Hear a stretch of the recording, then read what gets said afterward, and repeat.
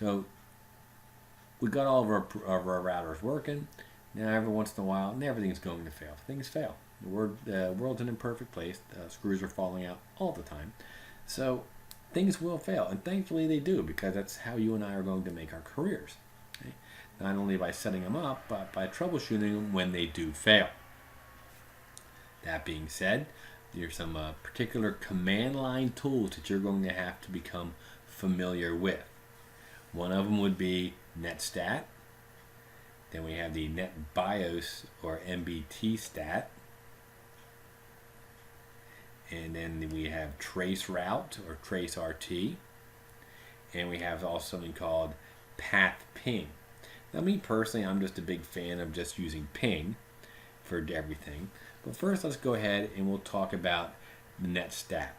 Netstat displays TCP/IP statistics and details about our TCP/IP components and connections on a host.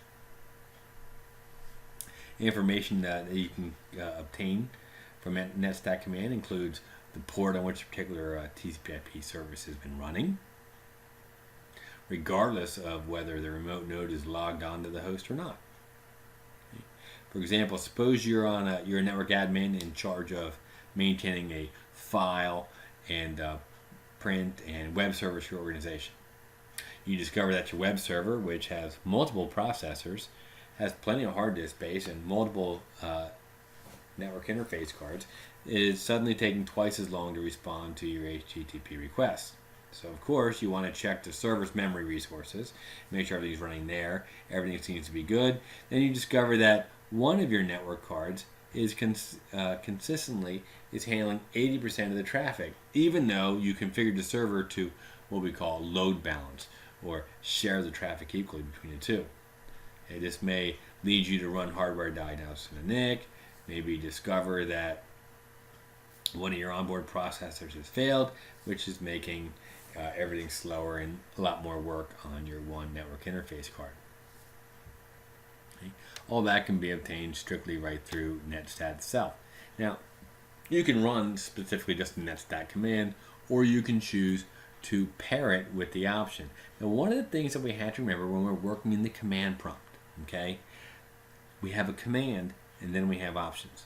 So if we notice, okay, netstat is the command. That just will show you a list of all the active TCP/IP connections, okay?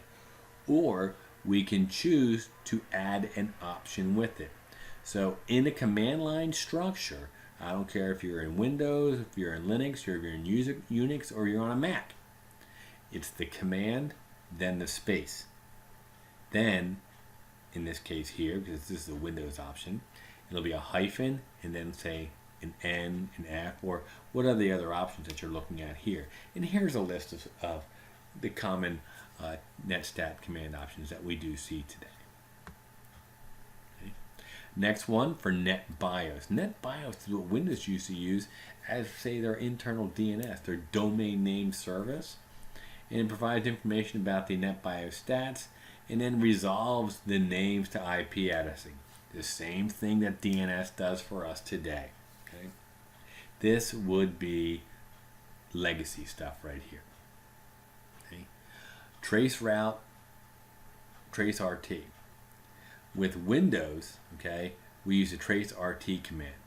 And what it does is it uses the ICMP echo request to trace a path from one node to another. So for example, if I wanted to find out, if I have 6 routers on my network and I'm trying to get to another host on another network, right? And I can't get to them. Well, one of the things you can do is you want to find out, where's my line broken?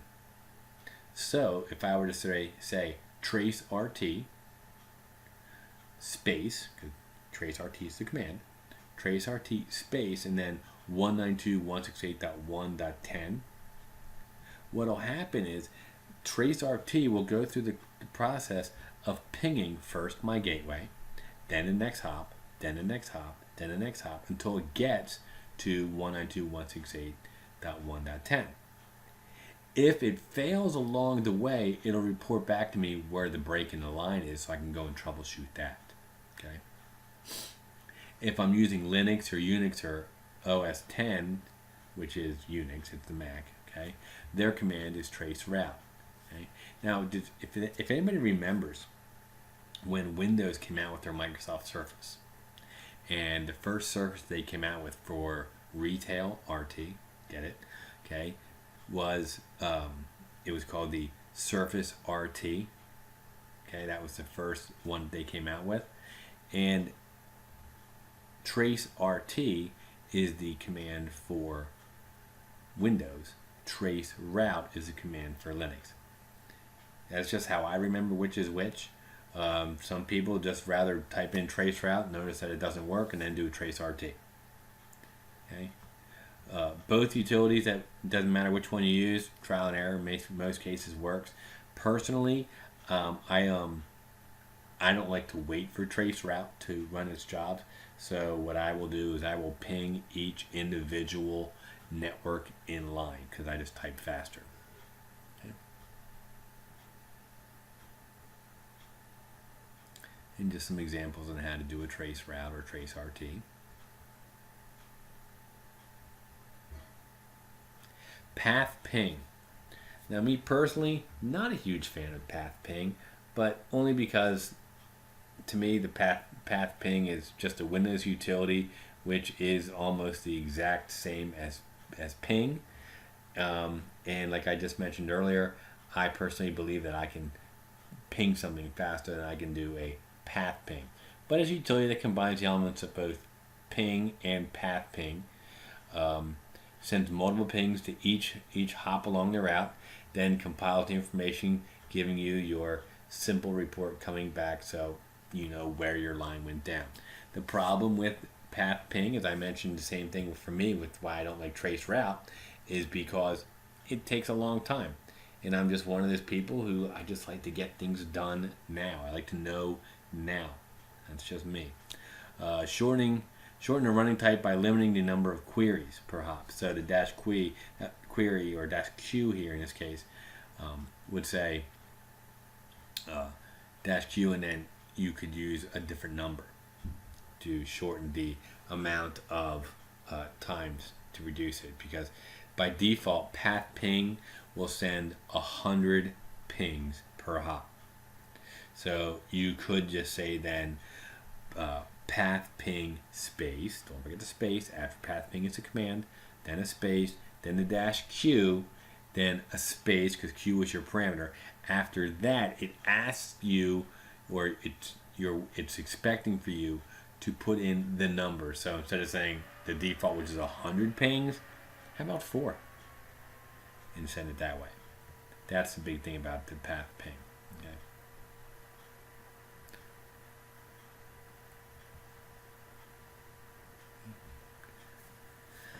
Okay.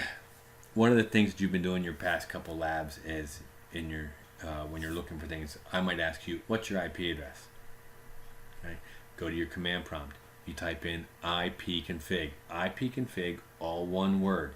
It gives you an abbreviation of your IP address, your subnet mask, your default gateway. If we do an ipconfig space, ipconfig is the command, space, and then a /, then all, it'll give you your IP address, your subnet mask, your default gateway. It'll tell you if DHCP is on. It'll tell you your DHCP server. It'll tell you everything you need to know. Okay. The Linux version is ifconfig, which you've been using on that lab. NSLOOKUP uses it's a tool used to go to the DNS servers to find out names and addresses of different nodes. Okay. Traceroute, obviously, path ping. Okay. Ping is probably the most common method of troubleshooting. It is the fastest and easiest way. Things you want to look at when you're doing a ping. If you get a general failure on your ping, I can tell you right now your IP address isn't on the same network as the node you're trying to ping, and you don't have a gateway to go get to it. Because you can ping google.com, which is not on your network, but if you have a default gateway that's properly set, you can go get to it. You can go find and be able to ping google.com. But if you type ping google.com and you don't have a default gateway or an IP address on your current network, general failure will occur. So just automatically go right to your IP addressing and make sure it's set properly. Because by default, your computers are set to obtain an IP address automatically, which means you're going to be hooked up to a DHCP server. And different types of addressing that we get from our DHCP servers. Your DHCP server is designed to give you a connection to the current network. And if it can't connect to it, your computer is going to get a 169.254 address.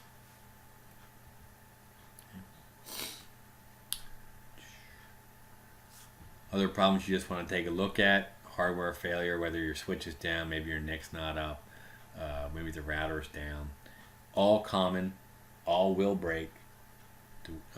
It is our bread and butter when these things break, so just expect them. Okay? Physical layer, things that we can touch. These are the things that we always want to be able to check first. Look at the back of that computer. Are there lights on that network card? No? Then you have a network problem. Maybe that could be two things. The NIC could be down, or the switch. The NIC will not light up unless the switch is powered on. So that's one of the things to look at.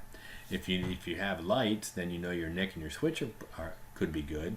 Check your IP address. Do you have an IP address? Okay. What's the IP address of the router? Okay. If you do an IP config in the command prompt, then you're going to get an IP address of the router. So for example, if you were to do this at home right now, you do an IP config, your default gateway is probably going to be 192.168.1.1. Then you might want to say, can I ping 192.168.1.1? And I'll give you an example of that. So if you're watching this video right now, you might want to pause your video and then hit your Windows key. If you're running a Windows machine, type in CMD. You'll see I wrote it there in the bottom. You'll see the command prompt is listed here. I hit the command prompt. This will pop up. I type in IP config. And you'll notice my Ethernet adapter right here. Okay. Here is 192.168.28. Let's look at my wireless one.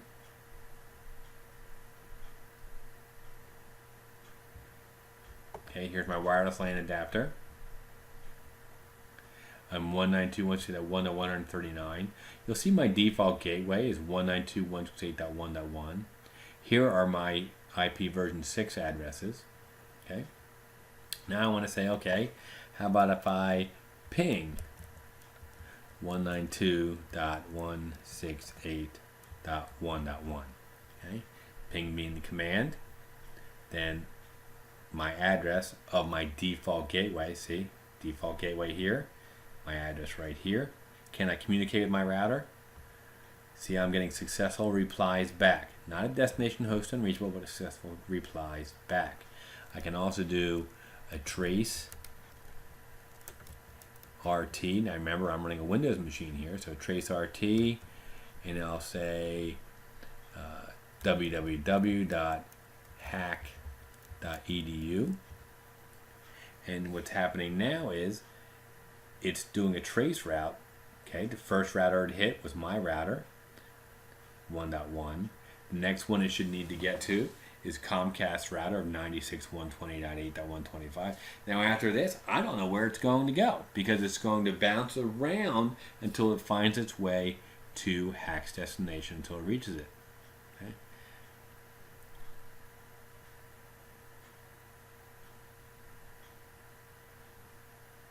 So if you remember what I said is actually happening, it's actually going out, the traceroute command is actually going out and pinging the different hops until it finally gets to its destination.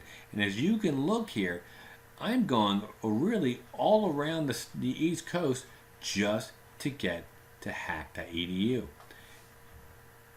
I'm in Virginia with these two right here, okay, and then probably coming back around to Pennsylvania again. Why did it go this way? I was even out here in Pittsburgh, went out to McKeesport. Okay. Why do they go this way? Because based on the routing protocols, it shows that this is the most least congested or fastest route to get to its destination.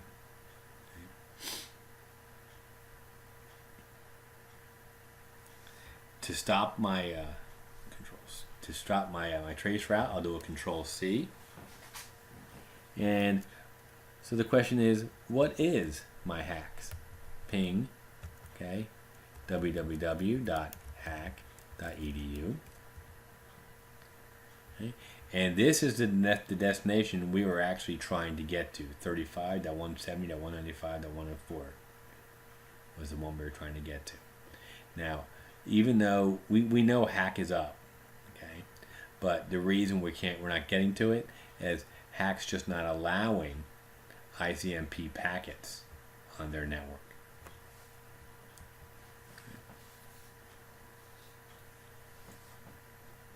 Now, routers have the ability, or need the ability, to discover who their neighboring devices actually are. Okay. They want to learn about all the networks that they're attached to.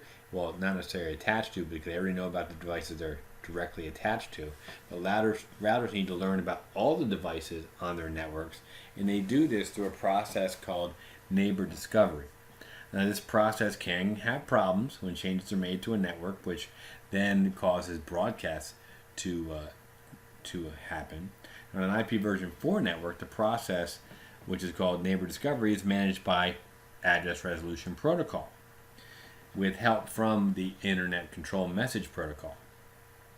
Now, the ARP command can be used on our IPv4 devices to help diagnose and even repair problems with our ARP tables. The problem is, as you noticed with my command prompt that I just showed you, that IPv6 devices use neighbor discovery protocol to automatically detect neighboring devices and to automatically adjust when neighboring nodes fail or are removed from the network. The neighbor discovery protocol used by IPv6 eliminates the need for ARP and some of the ICMP functions in IPv6 networks, which then relieves a lot of the congestion that we have on our networks. Now, a maximum transmission unit is the maximum size that we can send in a particular data package. By default, for Ethernet, the MTU is 1500 bytes. Now, today, our devices are being able to handle even larger maximum transmission units. Okay. Sometimes our messages are just being lost. Okay, and some of the problems with that might be poorly configured MTUs. If you suspect that an MTU black hole, okay, is causing messages not to get to their destination, you use the ping command to determine the largest size message that can successfully traverse a path to its destination by adjusting the buffer size of the ICMP echo message. Now, the way we would do that is we would do a ping is a command, okay? Then we do a space and then a -L, L for length, and we can change the size. We can specify the size of the packet that we want to send. We would also want to use perhaps a -F, okay, to tell it to not send a fragmented ping. But this hasn't really been a common one that we've had to do. A lot of times, the problem that we have with our messages getting from point A to point B is a route. If we statically assign routes on our routers and routes change, well, then we have a route that's down, and a lot of times we don't know that the route's down. Nobody ever comes to you, and says, "Hey, I think the route's down." People always come to you complaining that the internet's not working. I can tell you from personal experience, as an independent contractor, I have numerous occasions when my ISP has changed the routes, and even they don't tell me when the route is down. So a missing IP route means that certain routes which must be statically routed, like your gateway of last resort, if that is not sent to the proper destination, then the route becomes corrupted, and then the internet goes down, and that's when people get upset with you.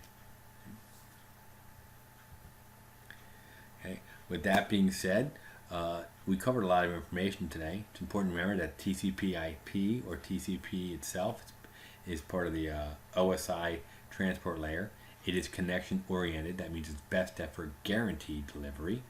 It provides reliability. It handles our sequencing, our flow control, and guarantees it all by adding it up at the end and giving us a checksum. UDP, transport layer protocol, best effort, not guaranteed, but much more efficient than TCP.